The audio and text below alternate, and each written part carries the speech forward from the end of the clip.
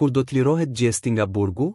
Gjesti ka dalë sot para gjykatës dhe ka dhënë dëshminë e tij duke thënë se e ka kryer veprimin në një gjendje emocionale dhe ka kërkuar falje. Dua ta njoftoj gjykatën se sot jam shumë në ankth, tha ai.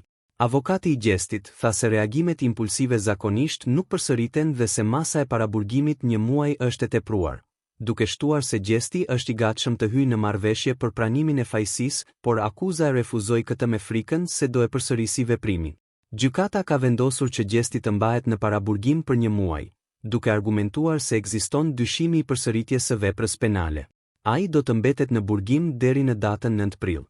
Dëshmitarët thanë se Gjesti ka hyrë në zyrë e ka kërkuar drejtorin e kompanisë muzikore, ai ka goditur një kompjuter, ka thyer disa xhama dhe ka mbajtur armën në dorë. Shkaku i incidentit dyshohet të jetë mosmarrveshja rreth një borxhi paraprak, që çoi këngëtarin drejt një reagimi të dhunshëm në ambientet e kompanisë. Policia kur ka ardhur e ka gjetur me revole në duar. Pronari nuk ka qenë aty në ato momente. Psikologjia tha se Gjesti mund të ketë përjetuar një gjendje emocionale të rënduar.